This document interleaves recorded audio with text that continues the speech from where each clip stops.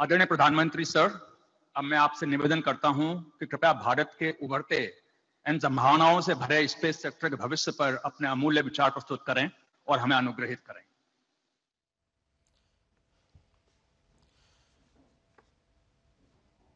Cabinet में मेरे साथी श्री जी किशन रेड्डी जी, आंध्र प्रदेश के उद्योग मंत्री श्री टी जी भरत जी, इन स्पेस के चेयरमैन श्री पवन गोयनका जी, टीम स्काईरूट, अन्य महानुभाव, देवी और सज्जनों, साथियों, आज देश स्पेस सेक्टर में एक अभूतपूर्व अवसर का साक्षी बन रहा है।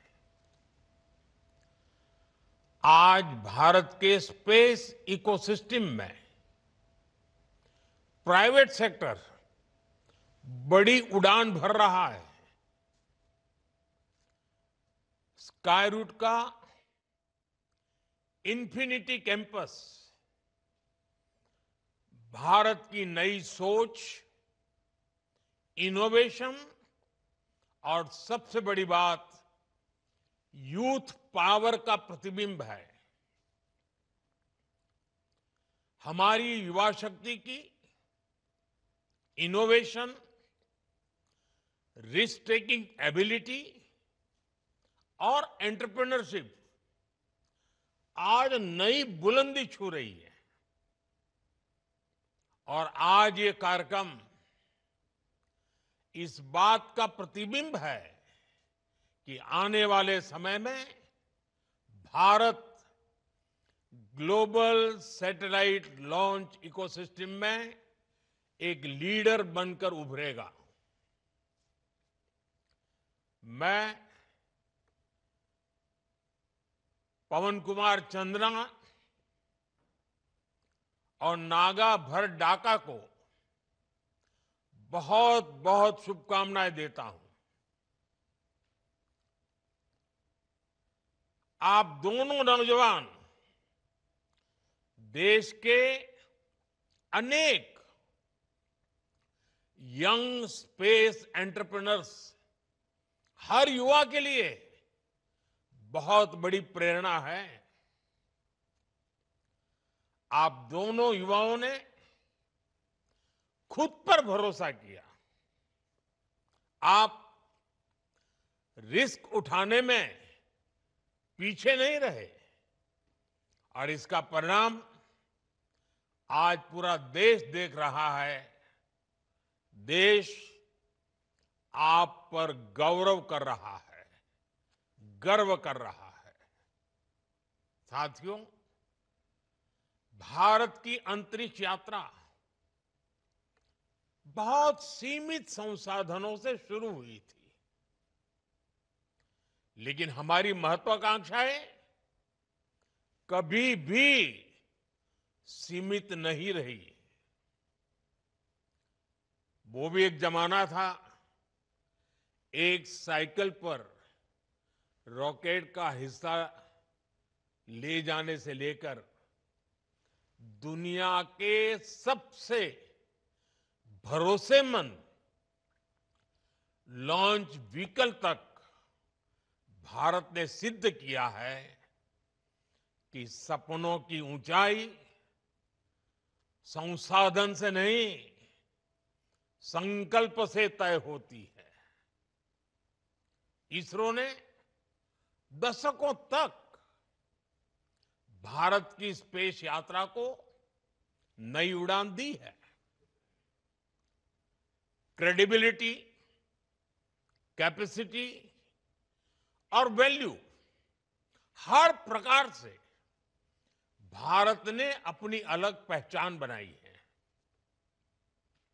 साथियों, हम सब जानते हैं कि बदलते हुए इस समय में स्पेस सेक्टर का कितना विस्तार हो रहा है। ये communication, agriculture, marine monitoring, urban planning, weather prediction और नेशनल सिक्योरिटी का आधार बन चुका है। और इसलिए ही हमने भारत के स्पेस सेक्टर में ऐतिहासिक रिफॉर्म्स किए। सरकार ने स्पेस सेक्टर को प्राइवेट इनोवेशन के लिए ओपन किया। नई स्पेस पॉलिसी तैयार की गई। हमने स्टार्टअप्स को, इंडस्ट्री को इनोवेशन के साथ जोड़ने का प्रयास किया। हमने इन स्पेस की स्थापना की। अपने स्टार्टअप्स के लिए इसरो की फैसिलिटीज और टेक्नोलॉजी को उपलब्ध कराया। यानी भारत ने बीते 6-7 वर्षों में ही अपने स्पेस सेक्टर को एक ओपन, कोऑपरेटिव और इनोवेशन ड्रिवन इकोसिस्टम में बदल दिया है। आज के कार्यक्रम में हमें इसी की झलक दिखाई दे रही है और गर्व की अनुभूति हो रही है। साथियों, भारत का युवा देश हित को सर्वोपरि रखकर चलता है। वो हर अवसर का सही इस्तेमाल करता है। जब सरकार ने स्पेस सेक्टर को ओपन किया तो देश के युवा और खासकर हमारे जेन जी यूथ इसका भरपूर फायदा उठाने के लिए आगे आ गए। आज भारत के 300 से अधिक स्पेस स्टार्टअप्स भारत के स्पेस फ्यूचर को नई उम्मीदें दे रहे हैं। और इसमें भी खास ये कि हमारे अधिकार और हमारे अधिकतर स्पेस स्टार्टअप्स इसकी शुरुआत बहुत छोटी टीम से हुई है।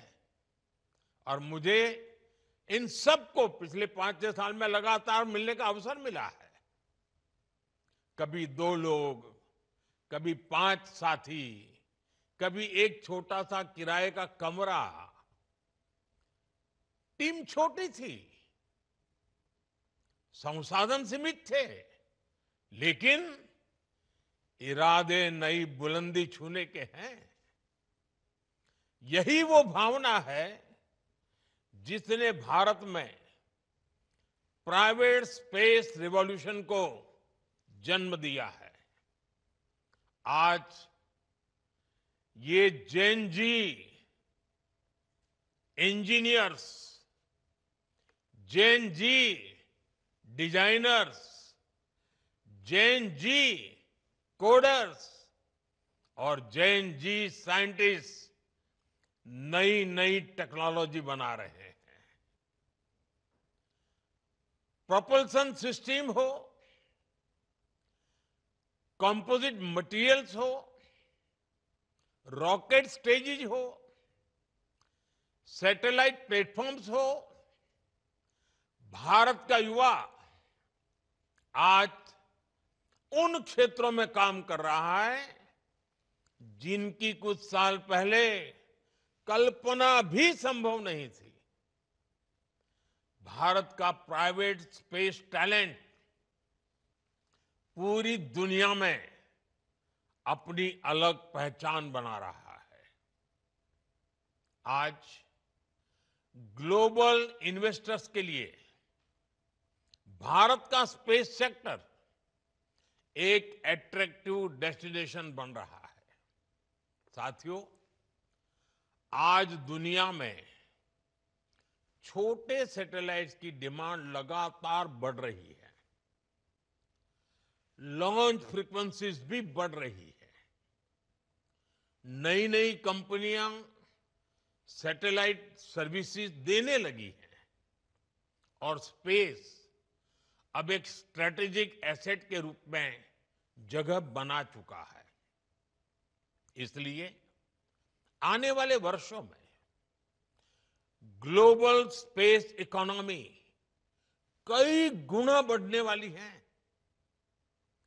ये भारत के युवाओं के लिए बहुत बड़ा अवसर है।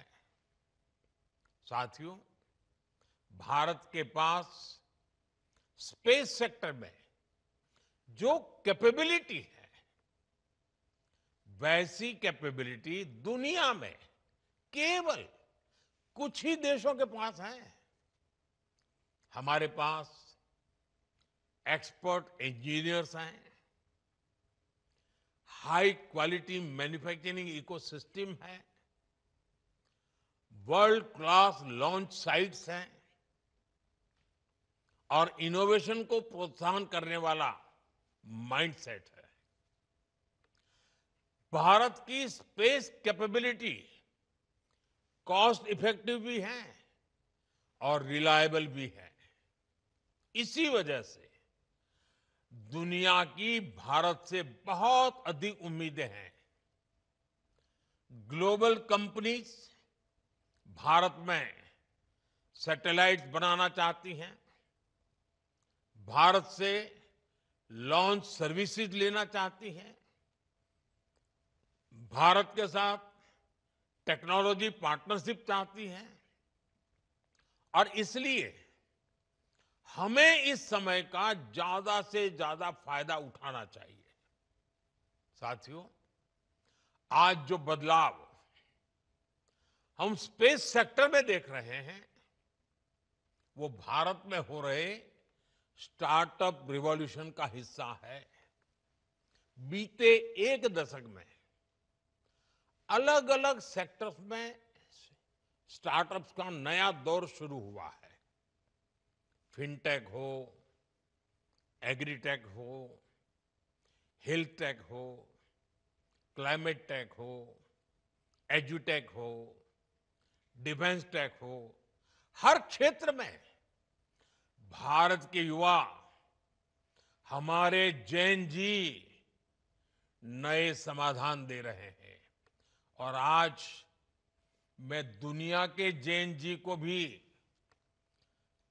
बड़े आत्मविश्वास से कह सकता हूं कि अगर जैन जी के लिए सच्चे अर्थ में कहीं से प्रेरणा मिल सकती है तो भारत के जैन जी से मिल सकती है। भारत के जैन जी की जो क्रिएटिविटी है, भारत के जैन जी की जो पॉजिटिव माइंडसेट है, भारत के जैन जी की जो कैपेसिटी बिल्डिंग है, ये अपने आप में पूरी दुनिया की जैन जी के लिए आदर्श बन सकती है। आज भारत दुनिया का तीसरा सबसे बड़ा स्टार्टअप इकोसिस्टम बन चुका है। एक समय था जब स्टार्टअप का मतलब केवल कुछ बड़े शहरों तक सीमित था, लेकिन आज भारत के छोटे छोटे शहरों और गांवों से भी स्टार्टअप निकल रहे हैं। आज देश में 1.5 लाख से अधिक रजिस्टर्ड स्टार्टअप्स है। अनेकों स्टार्टअप्स यूनिकॉर्न बन चुके हैं। साथियों, आज भारत केवल एप्स और सर्विसेज तक सीमित नहीं है। हम अब डीप टेक, मैन्युफैक्चरिंग और हार्डवेयर इनोवेशन की ओर तेजी से आगे बढ़ रहे हैं। Thanks to Jain ji. आप सेमीकंडक्टर सेक्टर का ही उदाहरण लीजिए। सरकार ने जो ऐतिहासिक कदम उठाए हैं, वो भारत के टेक फ्यूचर की नींव को मजबूती दे रहे हैं।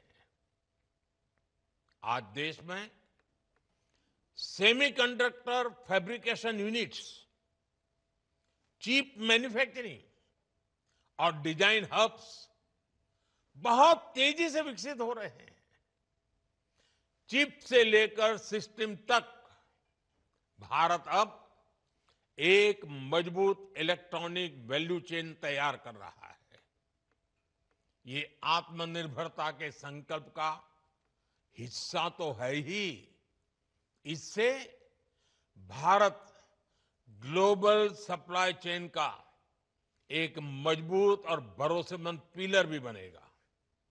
साथियों, रिफॉर्म्स का हमारा दायरा भी लगातार बढ़ रहा है।